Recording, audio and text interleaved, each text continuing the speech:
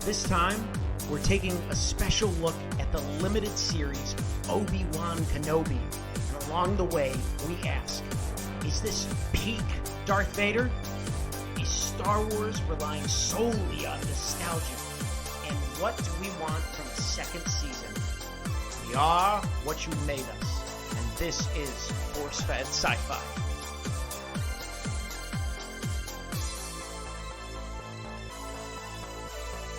Hello, Force Fed Sci-Fi fans. Welcome back to another awesome limited series edition episode. This is Force Fed Sci-Fi. I am one of your co-hosts, the Jedi Master, Sean Michael Cope, and along with me is my friend and co-host. I am the Inquisitor, Chris Rupp. The Inquisitor. I love it. Is it? So here, and you're a vocabulary man. So Inquisitor, is that someone who like asks a bunch of questions? I think Inquisitor, it comes from the Spanish Inquisition, where they were hunting down people of a different religion that they didn't like and were killing them. So I think the term Inquisitor applies here with force sensitive people who of the dark side who are hunting down escaped Jedi from Order 66 because, hey, we were told we don't like you, so we're going to kill you. Wow. So, Chris, I'm excited to talk about this series. I know you and I was pretty hyped when Ewan McGregor went on the show and said, yep, it's real, it's happening. And I know you were pretty hyped about it too, if I'm correct. This has been something that's been a very long time coming, at least for me and my Star Wars fandom. Like, I think we said it before when we talked about the Phantom Menace that Ewan McGregor and Liam Neeson were like the sole bright spots of that movie. And man, after Revenge of the Sith, we were all just kind of wondering, like, wait a minute, so you mean to tell me that Obi-Wan just sat on his butt on Tatooine doing nothing? Like, he must have done something in those years, right? Yeah, there were all those years before he became the great late Alec Guinness. So luckily we have this awesome series that came out that explored that. So I will let you take it away for the synopsis. Well, actually, first and foremost, we have to give out the spoiler warning, correct? Yeah, I mean, I would feel obligated to do so. I mean, unless you're a Twitter user, you know everything that's basically happened in this episode. But we're recording this the day after the last episode just premiered. And for those who haven't seen it yet, we may be getting into some spoilers here in this episode. So if you haven't watched all of Obi-Wan Kenobi yet, go back, watch it. It's a great watch, but let's just the briefest of synopsis before we get into it. So, set 10 years after the events of Revenge of the Sith, former Jedi Master Obi-Wan Kenobi is in hiding on Tatooine to watch over young Luke Skywalker until he's asked by former ally Senator Organa to track down and rescue his kidnapped daughter. Obi-Wan must then confront his inner demons and heal his connection to the Force and rescue his old friend's daughter. Boom! I love it. And that is exactly what happened. Like, the great thing for me, though, like in the first couple of trailers that released, they mentioned nothing about this plot to kidnap Princess Leia to lure Obi-Wan out of hiding.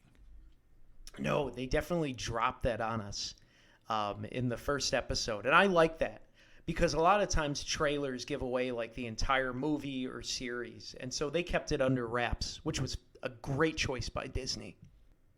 Yeah, absolutely. Like, we have to establish Obi-Wan is in hiding on Tatooine, and he's not having the best of time. Like, he clearly is down on the dumps. He sees injustice and horrible things happening in Tatooine in his small corner of the galaxy, and he has to suppress that urge to want to do good and do right by the will of the Force, but he can't. He has to stay a hermit. He does. And I love that they had him working at, like, they were taking parts of, I think, like a whale or some type of animal and, like, packaging up the meat. And he's just there stealing some pieces for his little anteater donkey thing that farted on Jar Jar in the first prequel episode. And I like that. Obi-Wan still had that good in him. Even though he was beaten down, he still was trying to do the right thing. Well, and I think a lot of that comes from Ewan McGregor's familiarity with the character. And if anybody else were cast to play Obi-Wan for this series, I think there would have been some type of riot among Star Wars fans. I totally agree with you. Honestly, the only two people that I can see ever being Obi-Wan, is Alec Guinness, because he was the original, and then Ewan McGregor. Perfect casting. And I know with Ewan McGregor, he was excited to play this, I guess, aged version of Obi-Wan, because he said he was excited to play it more like Alec Guinness's portrayal in the original trilogy. And honestly, I enjoyed it. Yeah, especially now that they're doing basically interviews and press tours all over the world. Ewan McGregor is just beaming with excitement over this series and him coming back to play Kenobi. And I remember back in 2019 when I think it was Star Wars Celebration, Kathleen Kennedy was on stage and brought him out and asked him, so if Obi-Wan Kenobi were to ever return, to the Star Wars universe, are you going to be playing him? And his one-word answer on stage was yes. And I swear the roof could have blown off of that amphitheater with just how excited people were to see him come back and to confirm that he was coming back. Absolutely. I mean, he's just, especially in millennials, for us nowadays, and we could talk a little bit about it, is you're seeing, like, for you and me, we grew up with him as our Obi-Wan. We saw the old series, but he was the character that he is now. And so it's like, it's a bit nostalgia, but it's also like, it speaks to that inner child, and you're like, yes, because he crushed it in the original series, and just getting to see him give it another shot at it, it speaks to my heartstrings. And I think it speaks volumes to the fans' willingness to go back and reevaluate the prequel films. Because, yes, don't get me wrong, I still believe that the prequel films are flawed. The writing's not great. There's an over-reliance on special effects. But you have to appreciate the level of commitment each of those actors brought on set every day. And you have to appreciate the level of storytelling that George Lucas brought to those films. And with that comes an appreciation for what not only Ewan McGregor did, but what Natalie Portman did with Padme, and also what Hayden Christensen brought to the table as Anakin Skywalker. Oh, yeah. I mean, it's especially, I feel, I am so happy. Like, I'm beaming now to have him back, because Hayden Christensen, he got so much crap from, the older people that grew up with the old Star Wars, for his portrayal of Anakin. And I think now our generation and younger people are like reevaluating him, and we're like, he did the best he could with, George Lucas is not the greatest actor director, and to have him back and give Anakin another shot was just, to me, I was so excited when they finally showed Hayden playing Anakin in, I think, the 5th episode, where we had that lovely sequence of them training. Yeah, and I think we would also be remiss if we didn't mention the return of James Earl Jones as the voice of Darth Vader as well. Yeah, I can't believe he's still doing it, because he's old. He's like in his 90s. Though I did hear online there were some rumors that people are like, oh, it might not actually be him, or it's like a mix of him and like a computer processing, like doing like a voice blend, because, he is a lot older, so they're trying to de-age his voice. But who knows? I thought it was great to have James Earl back for a while we have him, Yeah, you cannot do a series about Darth Vader and not have James Earl Jones be involved. And if they did use some sort of artificial intelligence to recreate his voice from the original trilogy, that's fine with me, because he was absolutely terrifying in this series. Yeah, they definitely explored Vader a lot more, and his power and how menacing he was, as like this horrible, like you said, torturing these young people to make them into Sith Lords. I mean, Vader, we finally got to peel back the curtain a bit because all we ever really saw of him was the later product in the original, when he's kind of like an old guy. So it was nice to see, like, I guess, as we said in the intro, a peak Vader. Yeah, I think this is Vader at the height of his powers. I mean, obviously we see him take a bit of a stumble in the final episode, but when he arrives on Mapuzo and starts killing and torturing the innocent people in that town just to lure out Obi-Wan, this is like, oh my god, this is full on dark side Darth Vader. And even when the third sister tries to kill him in the 5th episode, he's just blocking her attacks with his hand. He's not even using his lightsaber. He's just going, "Wow, Force, stop that!"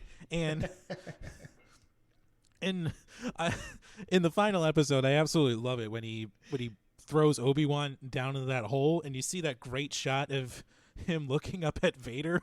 There's a real strong vibe there, and I really wish they would have thrown this line in there. I really would have liked Vader to just look down at Obi-Wan and say, "Who has the high ground now?" I know. I was gonna say it happened twice. Because Vader finally had the high ground, and at the end, Obi-Wan once again came through with the high ground on Vader. I really wanted him to, when he like hit him in the face and broke open his helmet, Obi-Wan being like, "You have much to learn. I still have the high ground." Who would have thought? Who would have thought the high ground was the ground to have? It rings true, Chris. Well, it's great foreshadowing too, because there's a moment in Return of the Jedi where Luke is on the top of like some staircase, and Vader's line to Luke is, "Obi-Wan has taught you well." Oh my god! And now it all makes sense. Vader's one weakness is the high ground.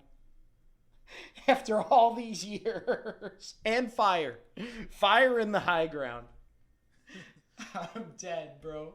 Oh my god. But before we gush into more, we did have an actress that was getting a lot of flack. Playing the third sister. Her name is Moses Ingram, and she played Reva Savander. And I was pretty blown away by her acting.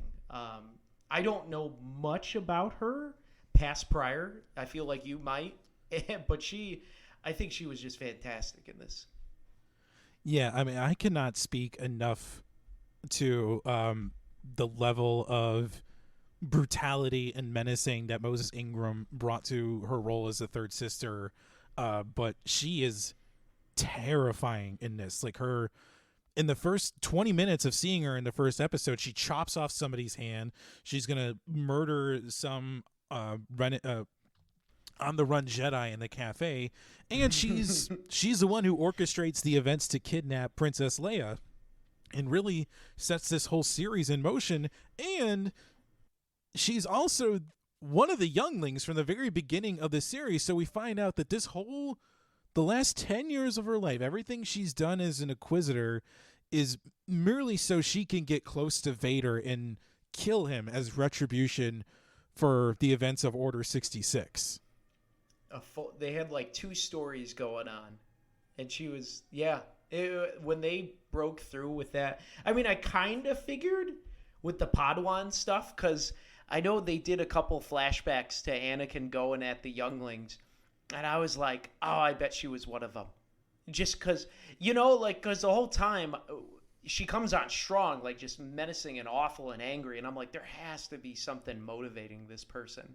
I don't know why she would hate Obi-Wan. And they kind of talked about it, like she did a little hint, and I don't know if it was because an Inquisitor was there, like how Obi-Wan, like she seemed very resentful towards him for not doing enough to protect the younglings and the Jedi when Anakin was doing his torment and wreckage. But when you found out that it was Vader, then that just added that little extra, she wants to kill this man. Yeah, I think the hidden story here, or if there is a spin-off series to be had, it's Reva's ascension to her role in the Inquisitors and her drive and determination to just have an opportunity to get close to Vader and, extract her pound of flesh or cyborg parts or whatever is left of him. Mm-hmm. I think so. I definitely that wherever they go with her character will be very interesting. I'm sure. They also, like you mentioned, there is a young Leia, and so that is a young actress named Vivian Lara Blair.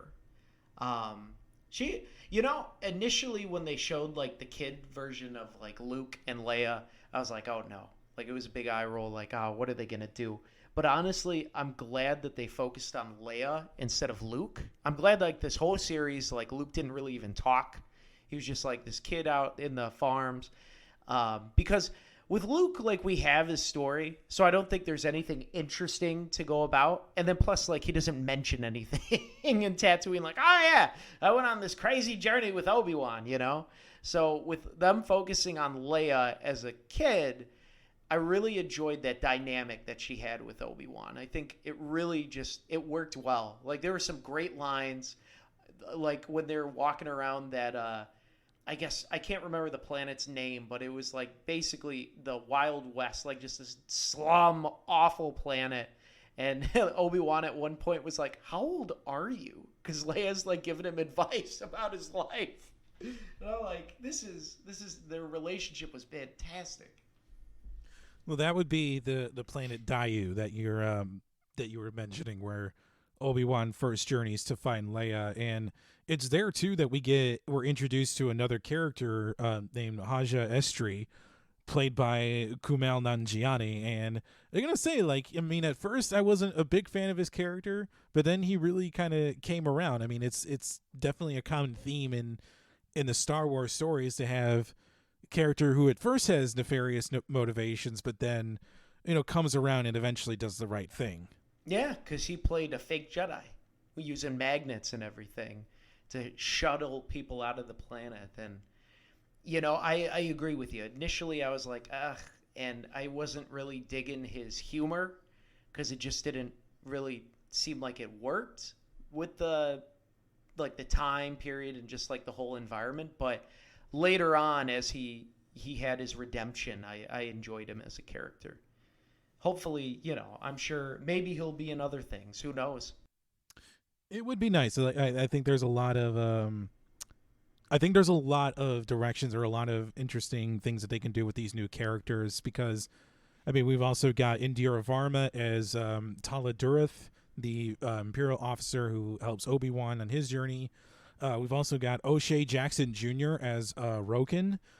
Definitely could potentially be a leader in the rebellion if that ever percolates. But we have several additional returning cast members from the prequel trilogy back as well. Mm-hmm. Yeah, Joel Edgerton played Owen in the prequels. He came back, which was kind of nice to see him get a little bit more fleshed out. I like that they softened up the character of Uncle Owen, because in the original films, like you don't feel like a lot of familial love here in those scenes. Like Aunt Beru is definitely the maternal, like, just let him be a boy. He doesn't want to be a farmer. He wants to grow up. Owen's all like, well, I need him here, like it's weird. I want him to have his own life, but I really want his life to be here. And then here, like, I love the moment where he's facing down Reva in their farm, and she remarks to him like, you love him like he's your own. And he looks at her and goes, he is my own. And it's like, finally, we get some humanity and some fleshing out of Owen Lars. Yeah, because I totally agree. He was very stale. And that could have just been a product of the 70s, parenting styles were way different then, than they are now. Or it could be very much like, farmers, because a lot of farmers, they keep it's a family trade where they just continue to keep it in the family. The next generation takes over the farm and so on and so on. So I at least could understand Owen, why he didn't want Luke to go off. But I really enjoyed his portrayal, Joel's portrayal of Owen in this one, because absolutely you could feel the love. And then was Bonnie... I can't even say that last name.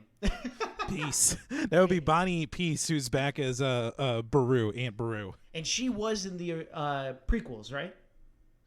She was, yeah. We also had the Queen of Alderaan, Simon Kessel, which was nice. You got to see her parents, Leia's parents, again. She was actually not in the prequels, but the man who plays her husband, Bail Organa, the actor Jimmy Smits, he was in the prequels and he came back. Jimmy Smits! Yeah! We got him to, he got some screen time, which was pretty nice. I always appreciate a Jimmy Smits appearance in anything. Like, he always rocks whatever he's in. And like, for me, every time I see him in something, like, oh, it's that guy. It's Jimmy Smits. He's got just such a nice face. Like a dude that's like, yeah. I don't know if you knew. So apparently Zach Braff was the voice of Freck, the transport driver. So I figured when he was talking, I was like, who the heck is that guy? And now that I see that it was Zach Braff, that totally makes sense. I mean, I'm not the biggest Zach Braff fan. I mean, it was definitely some sort of affectation he was put on, because I saw his name in the credits. I'm like, who was he? And then I watched it again, and I was like, Scrubs. You didn't have to credit Zach Braff, because nobody is gonna figure that out. You weren't a fan. Did you not watch Scrubs, Chris? No, I didn't. And to me, he's got one of those like really like punchable faces. Like, I don't know what it is. It's just, you ever see somebody and you're just like, man, I don't know what it is, but I just want to lay on a solid punch on your face right now. Oh my God. All right. Good to know. I guess in spoilers, if you want to bust out the cameos. I think we should. People, you've got a spoiler warning, Absolutely. We had two returning guys that had been long awaiting, and I was actually thinking that Palpatine was going to return. I'm like, they have to have the Emperor in some of these, right? Yeah, I would think so. I'm really surprised they held off on doing that until the final episode, and it lasts 20 seconds, if that. I think that was rather generous for Ian McDiarmid's time. Yeah. But I think the cameo that everyone was kind of hoping for, and again, same deal, only lasts about 20 seconds, is Liam Neeson back as Qui-Gon Jinn. Yeah. Well, because they kept Obi-Wan, the whole entire series kept asking Qui-Gon to like reveal himself, help me, master, and this whole time you're like, all right, when is this dude gonna show up? And I know they finally did it for like George, because I know in Revenge of the Sith, initially Liam Neeson was going to film that scene as a Force Ghost, but I think it was like scheduling conflicts and all that, so he couldn't show up or something. And so we finally got him back. And it was, it was Liam Neeson. I think I texted you, I don't think Liam Neeson put on his accent, his American accent, because he definitely sounded, what is he, Irish or Scottish? Yeah, he is from Northern Ireland, so he is like about as Ireland as you can get. And because when he said his lines, I was like, that is definitely Irish. And then like an Irish accent. And then sure enough, like I watched some episode 1 scenes with him. I'm like, he definitely does not sound Irish. So maybe, Liam Neeson was like, whatever. I'm just going to show up, do this work.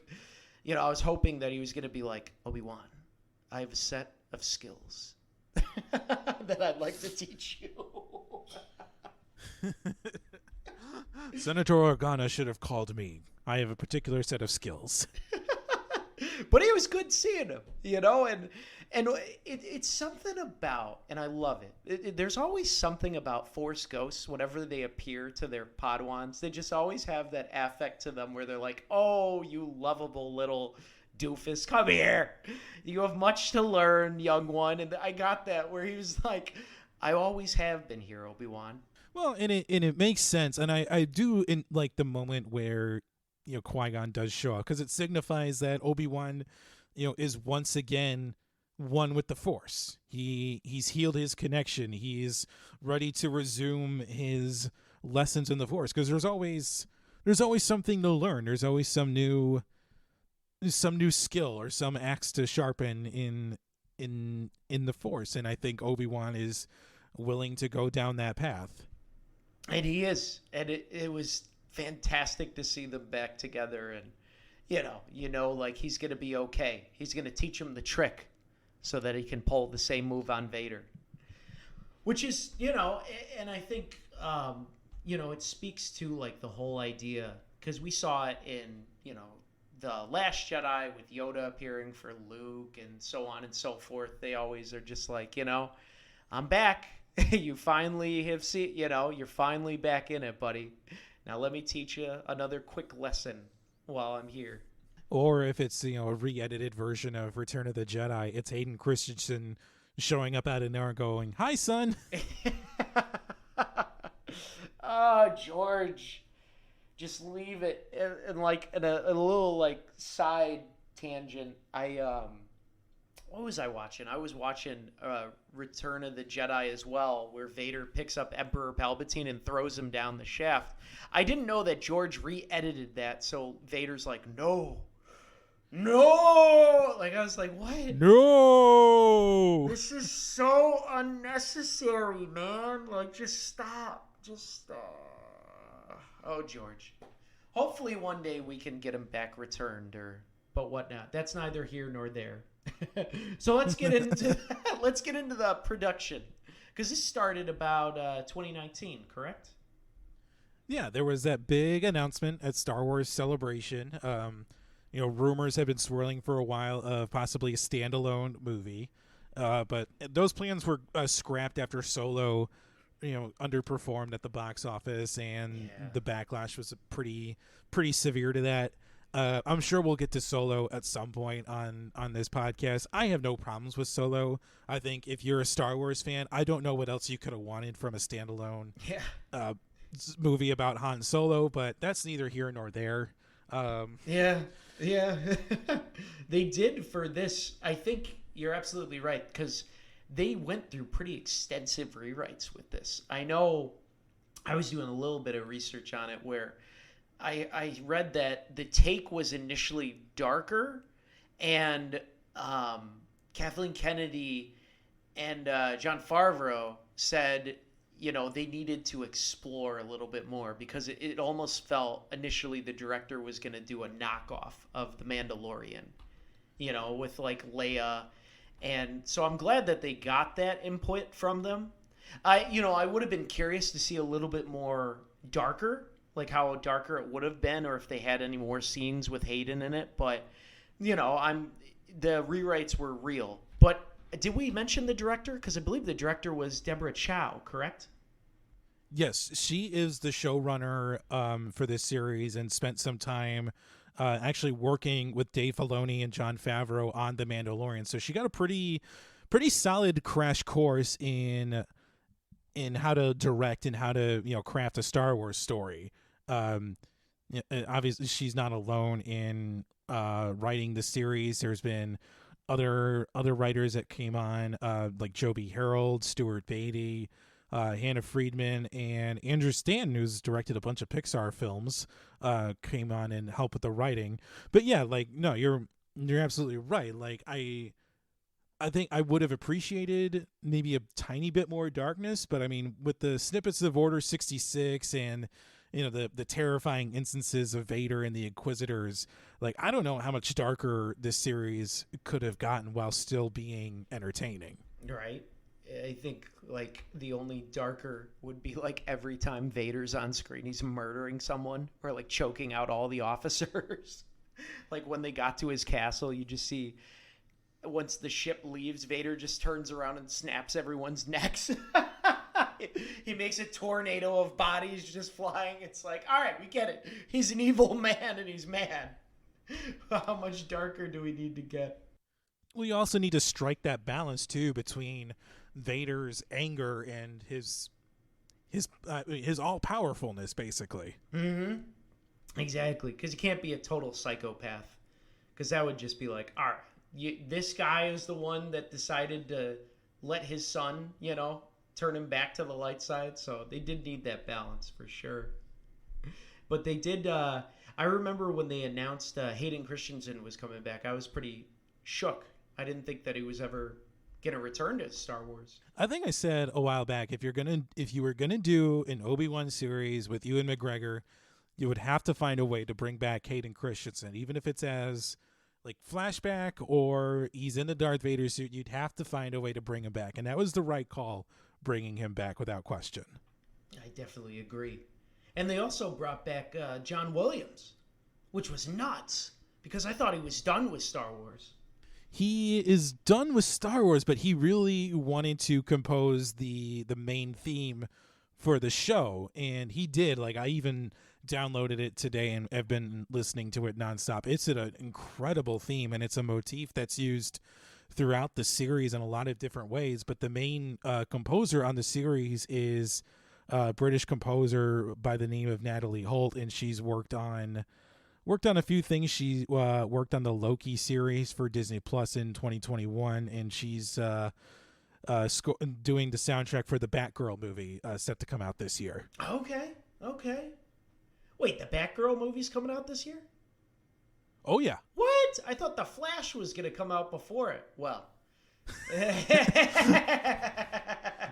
We'll have to do another little Force Fed Sci-Fi mini episode just on the timeline of Ezra Miller's insanity. But gosh, yes, that is for another time, because you and I text about that like monthly. Like, do you hear what this man or this person did? Sorry, this person monthly. did. Try weekly, because they do some sort of crazy new thing every week. Oh gosh. Well, yeah, I look forward to that brief check-in. So, another character or person that is defeated and devoid of hope, Obi-Wan in this show. They definitely show him. We see Obi-Wan and probably most the only Jedi that we've really ever seen that is at the lowest of all low. He is so like down in the dumps in this. Is it a shock to see like this version of the character? Because even at the end of Revenge of the Sith, he was still pretty hopeful. Like he just delivered these two babies, that were supposed to be the saviors of the galaxy, and he was going to get Jedi lessons from Qui-Gon via Force Ghost. So even at the end of all that, having just left his best friend for dead, like Obi-Wan seemed pretty hopeful. Flash forward 10 years later, he's this broken down, faithless shell of a person. Yes, he was. And initially, I was actually really happy to see him like that, because seeing Obi-Wan like at his full power still, I don't think would have made for a good story. And I think I've alluded to this. This series is very Rocky-esque. Rocky Balboa, where, the first half he's just getting his butt kicked. He's trying to remember how to be a Jedi. And then the third half, the last 3 episodes, he's back, till that final conflict when Obi-Wan is the master again. And I loved seeing him like that. I thought it really humanized Obi-Wan for the first time, because, George did what he did in the prequels, and the Jedi were really just so stiff and emotionless. And for this, you got to see Obi-Wan struggling with the conflict and the guilt that his friend, he ended up leaving him back there, and his friend became this he didn't know that Anakin was still alive, and he was just filled with remorse. So I enjoyed that. It added so much conflict, and so it made sense for why he was how he was. I liked the humanity in it. Yeah, I think if like you were saying, if Obi-Wan, had all of his Jedi powers right at the very start of this series, it would have been a very boring start. Oh, yeah. Like, there's no stakes in it. Like, by all accounts, he's closed himself off from the Force. He's still, beating himself up over his role in, he thinks Anakin is dead. He has no idea that he's still alive and is, parading around as Darth Vader, killing everything in sight. And Obi-Wan is just living in guilt and closed himself off from the Force. Yeah. And it's not like you don't see him blame the Force, but it's almost like he blames the Jedi in a way for what everything happened and how it happened. And it took this girl, Leia, for him to finally be able to get his mojo back and gain confidence in himself. And that was wonderful, like seeing him slowly get back at it, finally using the Force, finally beginning to trust himself again and trust his instincts and get that confidence. I enjoyed that. That was definitely the high points of the show, was seeing him go from this bitter old man to this actual hopeful guy that's back to being sarcastic. I mean, there's a lot of moments to kind of pick from in this series, but what's your favorite Obi-Wan has got his mojo back sequence? Oh man, that's a tough question. Obi-Wan getting his mojo back. I really enjoyed, in essence, for me it was the end where he finally, with Leia, the confidence that he ensued, and he was talking to her and he gives her the little blaster rifle, and he's like, I wouldn't give a blaster to a 10-year-old girl. But, he's like, he says something along the lines of, if we ever see each other again, let me know if you need saving from an old man, as a wink to her, because the whole series she was calling him like a grandpa, which was pretty funny. And it was nice. It was nice to see him change back to his old clothes, right? That we see Alec Guinness wearing in A New Hope. He's wearing the white again with the brown cloak, and he was upright, and he had the smile and the confidence to him, and even said the hello there. So once you finally see the culmination of the whole series, to me that was it. I could say the lightsaber battle with Vader too, but I really enjoyed that ending. It was very hopeful. How about you?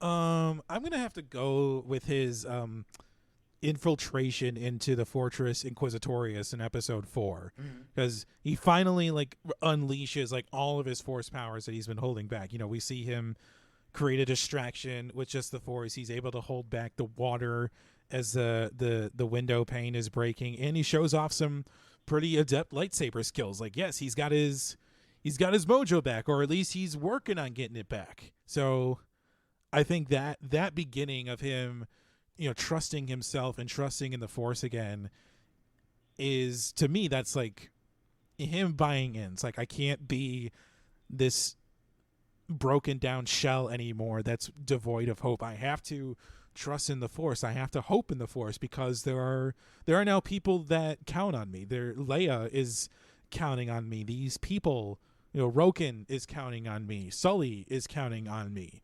And I have to deliver. I have to be the Jedi that people expect me to be. Mm-hmm. And he was. He definitely was.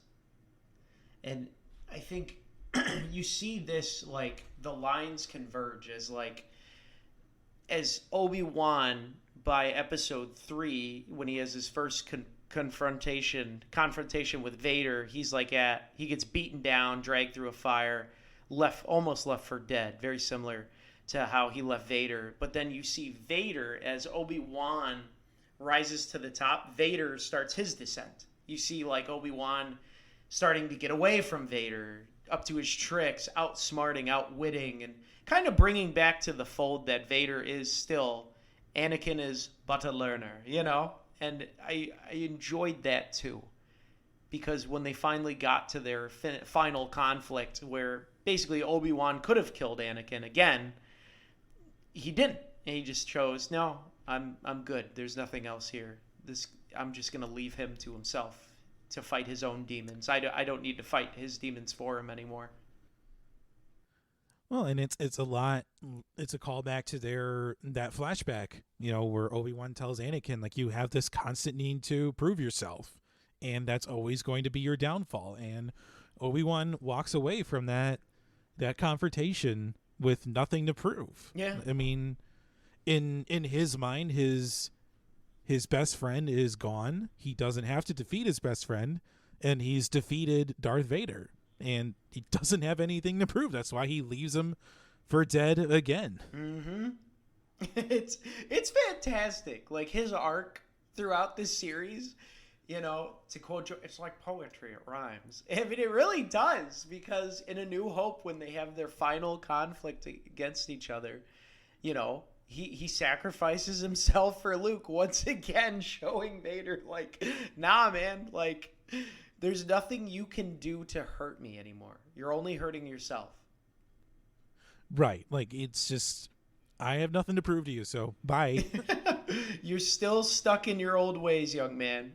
And that's why I love it, because Obi-Wan as a teacher, you just always see this. Like, he's always teaching, whenever he's with Anakin, even in this, like with Vader, it's always like a lesson in some way, and I just love that with him. He's a master class. Obi-Wan, Jedi Master, forever teacher. So Vader and the Inquisitors, right? We didn't really get to see much of the Inquisitors, which I know you were kind of bummed out, and me too. Like, I just knew when I saw the 6 episodes, I'm like, there's not going to be enough time for them to flesh out these guys outside of Reva. But they did flesh out Vader and Reva, and that was nice. As we said, she was the youngling, and, we got to see her arc in confronting Vader. Yeah, I mean, yes, I would have appreciated to see more of the other Inquisitors, but Reva is the one that has the she has the trauma in her life. We find out that she has a goal in going after Obi-Wan and can get to Vader, and and I really was hoping for more of the Grand Inquisitor, because that character actually is a big part in Dave Filoni's cartoon Rebels, and when he got speared in the stomach in part 2, everyone's all like, "Oh, is he dead? Is he not going to come back?" It's like, people, there is a canon that they have to stick with. Okay, he's gonna come back. He's not dead. The only person apparently in Star Wars that dies from spear in the stomach is Han Solo. Well, and Qui-Gon. Qui-Gon died too. And Qui-Gon. Those are the only 2 that ever die from a spear in the stomach, which was pretty wild, because Reva definitely got stabbed, and then she's just back on Tatooine. But well, just remember what the Grand Inquisitor said: revenge does wonders for the will to live. Apparently. I know, like, with Reva, that was kind of like my critiques of the 6th episode. I know, like, I feel like in the 5th episode, if Vader would have killed her, I wouldn't have been against it, especially because, like, she devised this whole plan and made Vader out to be a fool just to, like, try and kill him. So to me, it didn't make sense why Vader didn't, like, murder her, because I feel like he definitely would have, especially knowing his track history. But I understand also, like, they wanted to have her go to the light side and, like, confront her traumas and, have, like, a more of a hopeful story for her, and then probably possible spinoff. But I will say my critiques, a little bit of my criticism of her character was that she didn't die, because I think it would have been a sad story, for her to die at the hands of the man that she wanted to murder, that took everything from her. But I don't think that's a bad way to go either, because it's real.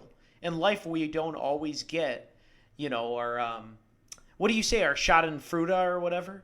Oh yeah, schadenfreude. We would have liked to see bad things happen to people that we're rooting against. Exactly, and sometimes it doesn't happen. And I wouldn't have minded if she would have died by Vader, because especially at the end when, like, the little Tatooine thing, like, the boy on Tatooine, and then she just goes there. I was like, what?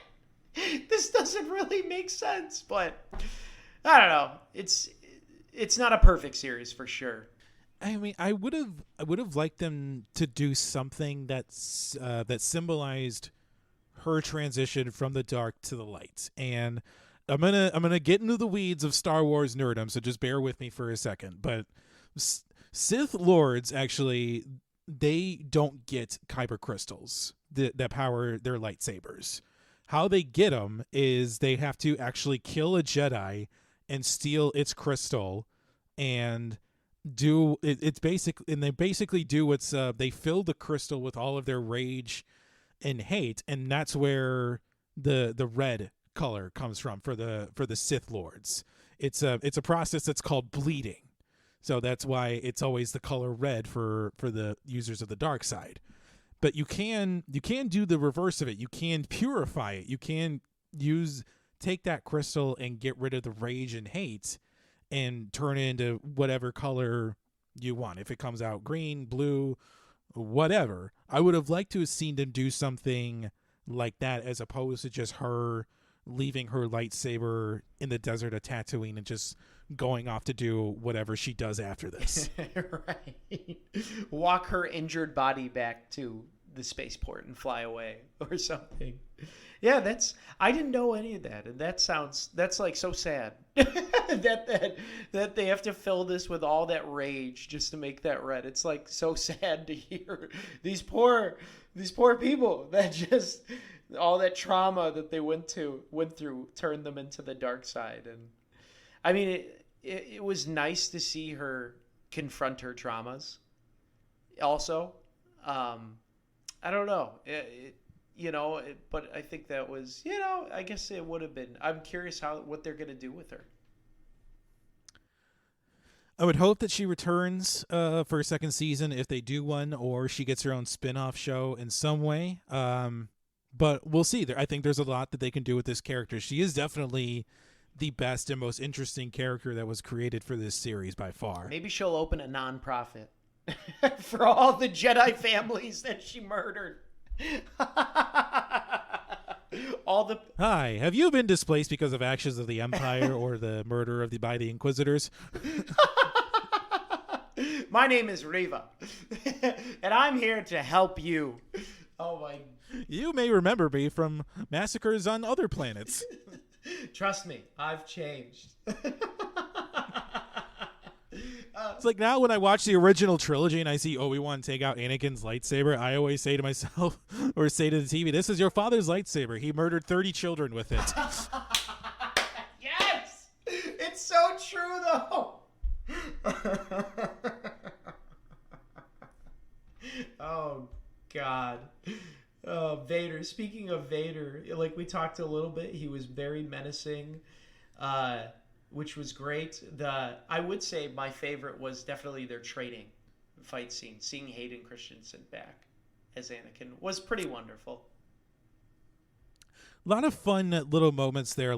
If you're like keen viewers will see that there was a lot of similarities between that training fight and their climactic fight on Mustafar in Revenge of the Sith. Yeah, you definitely saw the parallels between that, and it adds tribute to that for why, at that point, why it only took the high ground for Obi-Wan to finally beat Anakin, because they were pretty much evenly matched. Whereas in that training sequence, Obi-Wan was still far superior. Yeah, and it's just, I know there's been some criticism that's been levied at this series for relying on nostalgia a bit too much, and like there's certainly like those moments there in the 5th episode with the training flashback, but I don't think that this series becomes guilty of relying on it until the final episode. I know you certainly have some thoughts on recently Star Wars relying a bit too much on nostalgia lately. Yeah, I mean they definitely do. I saw it a lot more in like the second seasons. Like with Mandalorian, the first season was really fresh and interesting, but then the second season seemed a lot more nostalgia, fan fiction based, trying to pull at our heartstrings. This series, it didn't feel too heavily nostalgia based, just because like they were exploring avenues of the character as opposed to, like the sequels that we saw, the movies, like freaking The Force Awakens, as we've talked about, that was basically like a repeat of, A New Hope, and essentially all of them were like a repeat of all the episodes. And this one, I agree with you, it felt a lot more nostalgia based at the final, like the 6th episode. It just, I don't know, like throwing in the cameos and all that. But I mean, it's hard to end a series. As we've seen, like Lost, Lost was a tough ending. A lot like Game of Thrones. I mean, it's really tough to end stuff, and so it wasn't as bad as nostalgia bait films that I've seen. It wasn't at all as bad as The Rise of Skywalker, because that was terrible. That was a film that was all like fan service and nostalgia bait. I mean, I agree with you. I don't mind the nostalgia at all. I personally love where they place the music cues, like the Imperial March, also the Force theme when Obi-Wan is leaving Alderaan. But the one that I love the most, and the one that actually hit me pretty hard when it started playing, was when Princess Leia's theme from the original film is playing over when Obi-Wan is telling Leia about her mother and her father. And like there's a very interesting story behind that piece of music. So John Williams, obviously legendary composer, basically gave us created the world of Star Wars through music. The story behind that piece of music is his wife had passed away a couple of years before production on Star Wars began, before he was asked to write the music. And a lot of people actually believe that piece of music that he wrote is a tribute to his deceased wife, because it's the only piece of music that he's written for any film that he performs in concert. And it's a very touching piece of music. It's a very beautiful piece of music. And for me right now, like I'm going through some difficult times with my family and at the moment, and Obi-Wan's meeting with Leia is a reminder, for all of us as children, that we are the best of our parents, but at the same time, it's up to us to forge our own paths. So that's that meeting for me, for Obi-Wan and Leia, is him telling her, you are these people, but you are going to be your own legendary person someday. Exactly.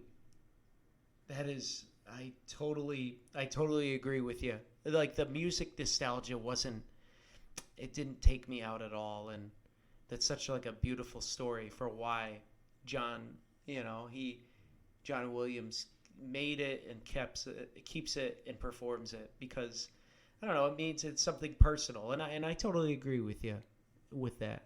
It's why, like at the end, Obi-Wan, Owen lets him give him the toy, but then he rides off. He's your son.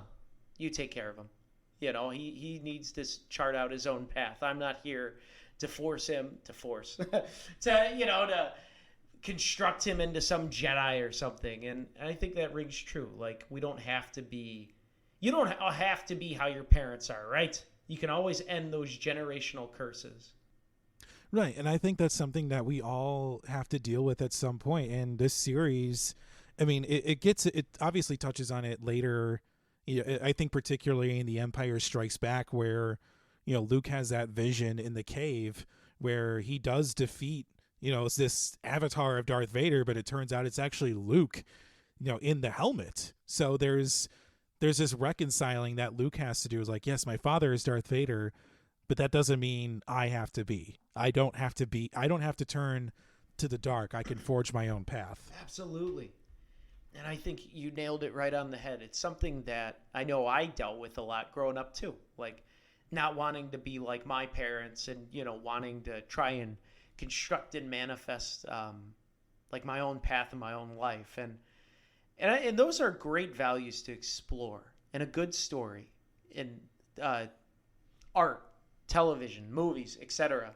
Because it is something that hopefully we all have to, as humans, deal with at some time of our life. And so I'm glad that they added that to this, because I definitely felt it as well. Yeah, it was definitely hit right in the feels when that bit of music started playing. Absolutely.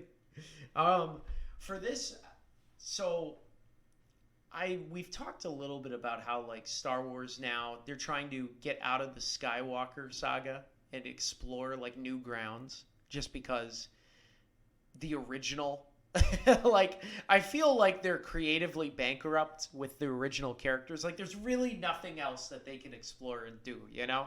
Like, how many more series do we need to see, like Darth Vader, Obi-Wan, Luke, etc., you know? I think now, hopefully, they're able to, like, go beyond what's canon and create more of a story. Well, and I think they're starting to do that now. I mean, yes, the canon is great. The canon has brought us a lot of great moments, but it's very constricting, and it doesn't give creatives the right amount of freedom to do what they want with the story. And I think we're seeing this now, where people are given the opportunity to pivot away from the Skywalker saga. Like one of the things we talked about off air was the video game Jedi Fallen Order, which came out in 2019. It was a great, fantastic story. Really explored, what it is to be a Jedi. Still set, obviously, within the Star Wars universe. It is now considered canon. And there's a sequel coming out sometime next year called Jedi Survivor. And a lot of rumblings of a possible show, live action adaptation, or at least continuation of that story. So, I mean, there's so many different Star Wars projects down the pipe, or at least that have been announced or teased at some point. So I think that there's a lot of opportunity for Star Wars to grow beyond both the Skywalker saga and, add a bit more to the canon, I'm sure. I agree with you. I'm sure they are, because they see it. And I really think, because Star Wars, that original, now the 9 episodes, it's just like been worshipped to death, and people have like written papers, and just there's so much that has been done with those 9 episodes now. I just don't think they can go anywhere else with them. And if they try to, like they have, it's just going to be met with horrible, a lot of times unjustified fan backlash. So I think the right direction that they need to go is out, like you've said, before the prequels and like after the Rise of Skywalker and like other areas, because we've seen enough. They've talked about Luke and the Skywalker family to death. So I'm excited that they have more things going on, like you said, with Jedi Survivor. I know they talked about Mandalorian is going to have another season. Ahsoka, I'm sure, will be having another season, or have a season, because she appeared in the Mandalorian series. There's definitely a lot that they have planned. The character of Cassian Andor, he's set to get his own spin-off series set to premiere summer 2022. There's also another season planned for that, so a lot of stories to tell there, at least at the beginnings of the Rebel Alliance. Recently there was a Star Wars Celebration in May of 2022, and they announced a new series starring Jude Law. It's called Skeleton Crew. No plot details released just yet, but a lot of exciting things happening there. Also, world beloved, I guess, is the right word. I don't know what the right phrase for somebody who's just universally loved. Taika Waititi is set to make his entrance into the Star Wars universe. Oh, wow. Okay. Sweet. Because aren't they... Because I remember they said that Rian Johnson was supposed to have like a trilogy, but I haven't heard anything about that. I think Rian Johnson is just rolling in the Netflix money right now, and I think he's focusing on doing more Knives Out movies, which I'm okay with, because I love the first one and I cannot wait to see what they do with Glass Onion. I think that's going to be incredible. Oh, I totally agree with you. I would say if there is a Force Fed Sci-Fi, non-sci-fi movie recommendation, go see Knives Out. It is such a callback to Clue, murder mystery films from back in the day, and Rian Johnson, he's a hell of a director. I think he's fantastic, great storyteller. So check it out. Daniel Craig is phenomenal. Yeah, I mean, this could easily turn into a Knives Out podcast if we let it. Of course. Any others? I heard like the Bad Batch or something. Is that there? I haven't watched it. Yeah, the Bad Batch is set to. It got a highly acclaimed first season in 2021, and it is coming back for season 2 in the fall of 2022. Also, director John Watts from Marvel Cinematic Universe, he directed the Spider-Man films. He is also developing. He's developing a series for Disney Plus. It is set in the Star Wars universe. It's supposed to be like a mix between the Goonies and Stranger Things, focused on children. And I think, from what I understand, it's set sometime after the fall of the Empire and Return of the Jedi. So there's a lot of interesting things that are happening in terms of Star Wars stories that should excite people. All right, cool. Lot to come for sure. Hopefully it's good. Well, speaking of good, though, I mean, we're at the end of Kenobi here. There has been no word if a second season is going to happen. Like I've said before, if this season were to end and nothing else related to Kenobi comes out after this, I'd be fine with that. But if a second season were to come out, Sean, what would you want to see from it? Oh, man. If there was a second season of Kenobi, you know, I would love to see Darth Maul. Because I'm one of the people that actually really like Solo. And I loved how they set up Darth Maul being like this mob gangster godfather boss archetype.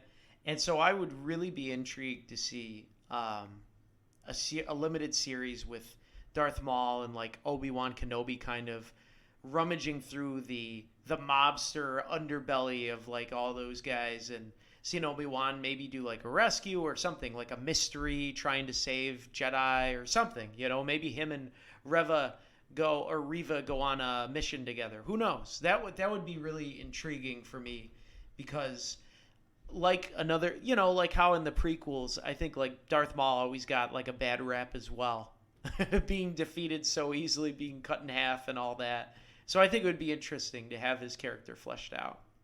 How about you, Chris? You know, you're probably going to laugh out loud when I say this, but I'm going to say it anyway. I would love to see the return of Mace Windu in Star Wars. Why? He has no hand. Everyone apparently gets robot appendages in the Star Wars universe. They must have some great health insurance. I mean, Darth Vader's got a bunch of mechanical appendages. Luke's got a mechanical hand. Like, everybody, I think, in this universe has some mechanical appendage. And like, why not Mace Windu? You know, see an old 70-year-old Mace Windu with a beer belly walking around swinging a purple lightsaber. You know, they talked about online in episode 4 of this series when Obi-Wan's going through like the dungeon with all the frozen Jedi. Some people like paused it, and out of the corner of the screen you saw like a character that looked like Mace Windu frozen in that dungeon. So maybe they'll have him incorporated. But I don't know if they can afford Samuel L. Jackson for more than one episode, or maybe a cameo. I mean, if the price is right and he wants to do it and it's an interesting story, I don't know. Like, I think there could be room to bring back Mace Windu, because we don't know if he's really dead. Maybe he got saved in Coruscant. You don't know. Falling from the top of a building on being electrocuted. Maybe. Who knows? Hey, we all thought Palpatine was dead when Vader threw him into the Death Star pit, and he came back for episode 9. So I'm just saying, anything's possible in Star Wars. God, don't remind me of that. I know, right? It's all for nothing. Vader's whole sacrifice was completely wasted. But that's true. Maybe he's still alive and out there somewhere. Who's to say? I don't know. It'll be interesting if they do a second season. Like I said, I am perfectly okay if it ends here and there's no additional Kenobi stories to tell. I think it ended the way it should have, and I don't need a second season, if I'm being honest. Same. Exactly. But it would be nice to see Mace Windu be like, I want these MFing stormtroopers out of my MFing plane. Someone give me my lightsaber. Just see him get angry Mace Windu because he was so He was so calm in the prequels. He never got mad. No, he had them crazy eyes. He did have them crazy eyes. So maybe we'll get an angry Mace Windu. Who knows?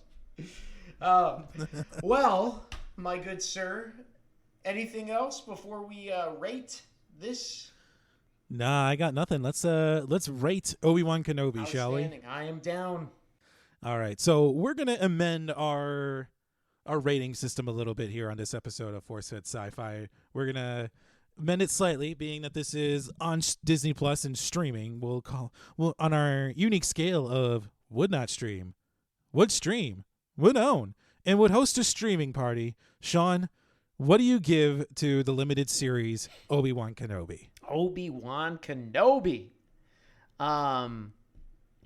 For this series, I really enjoyed it. There were elements of nostalgia. It's not perfect. There were a lot of plot holes, but as I've said before, and in our text off air, I think for all the Star Wars nonsense that we have been getting since 2015, this series and Mandalorian are pretty darn good.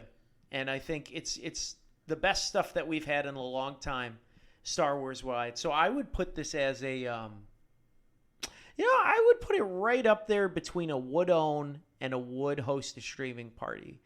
Like I said, it's not perfect, but I would put it as a solid in between or closer to a would own because it was fantastic. You got the growth of the characters. You got to see them fleshed out a little bit more. It hit all the beats.